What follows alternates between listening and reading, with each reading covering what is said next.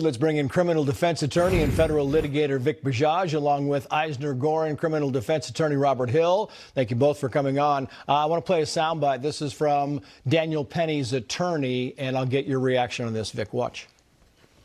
You need unconsciousness to precede death, right? So how do you have a 5-minute struggle with someone whose airway is being compressed, who's in a blood choke, that's supposed to render someone unconscious within 8 to 13 seconds, and they not go unconscious? So, that 6-minute timeline, this was a struggle, this was a restraint, this was not a lethal restraint. The timeline argument, good argument, Vic? Excellent argument. This is why you have experts on both sides. An expert by the prosecution that's saying Penny caused the death, that's all she wrote. Experts on behalf of the defense saying, well, you have a myriad of cocktail ingredients in this person. You have K2, a synthetic marijuana. It's causing very violent and erratic behavior. It's tested to do that and known to do that. He has a history of schizophrenia. He may have been having a delusion at the time. He also has sickle cell anemia, which could have caused a fight or flight increase of the adrenaline and fatality in his system. So you have a battle of the experts. Now, there's a jury instruction that's true in every case in the Union Trace. We've talked about this before. If there are two reasonable interpretations of the truth, you as a jury must adopt, not can or should or maybe want to, but you must adopt the one that points towards innocence. This comes down to a case on whether they like Daniel Penny or they don't like him. Meantime, Manhattan DA, assistant DA, said this to the jurors, quoting here, "You obviously cannot kill someone because they are crazy and ranting and looking menacing, no matter what it is they are saying. But you can resist, or you can hold somebody who is maybe possibly threatening people." Well, right? You certainly can, Trace, and this is the central question in the case: is was he exercising reasonable and proportionate self-defense or defense of others, or was he simply engaged in a form of vigilante justice, taking somebody out who he felt was a threat, but that he was unreasonable to think so? What I thought was notable in the closing arguments that have been reported so far is both sides focusing on his prior military experience and characterizing that very differently, with the defense saying his training allowed him to hold the victim in a way that was non-lethal, using that as part of their causation argument, but the prosecution pointing to the exact same military experience and saying he should have known better, and that he had the training to make sure that the victim didn't die if he hadn't wanted that to be the outcome. Yeah, it's fascinating analysis. Meantime, I want to move to the Hunter Biden pardon. Wall Street Journal editorial board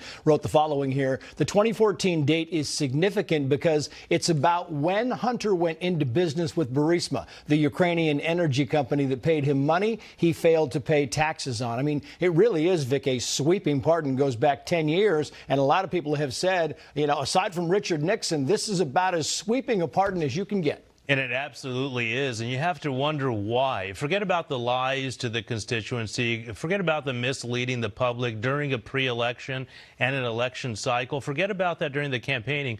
One has to wonder if the punishment was going to be relatively low, and by the federal sentencing guidelines, they would have been relatively low in the spectrum of severe punishments. Why give him this sweeping immunity, which is what it is, going back 10 years? And that's to put a muzzle on him, because there's no circumstance upon which he can now be forced to testify. And I know there's a healthy debate about the Fifth Amendment and whether the pardon excuses or absolves that privilege.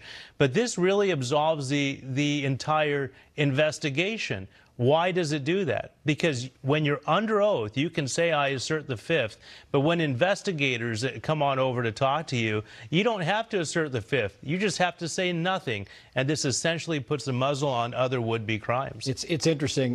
Reason Magazine, Josh Blackman writes the following here. Today, special counsel David Weiss has filed in opposition to the motion to dismiss. Something tells me that these briefs were drafted some time ago in anticipation of a potential Biden pardon. I mean, what do you think about this? Is this something you think was preconceived? It's a very interesting brief to read. On one level, they're not arguing about a lot, because really the argument is whether the district judge should dismiss the case or just sort of hold it in abeyance and take it off calendar and not formally dismiss it, which for Hunter Biden's purposes is not going to have any practical difference.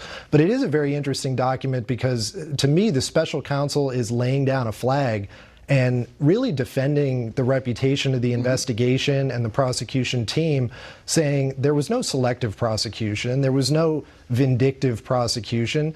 Hunter Biden made those arguments in his Delaware case. They were rejected by that judge for lack of evidence. Yeah. And just logically, the theory would have to be that Hunter Biden's own father instructed his attorney general to appoint a special counsel to selectively prosecute his own son. Right. Yeah. It really doesn't make a lot of sense. Doesn't. Robert Hill, Vic Bajaj, gentlemen, thank you.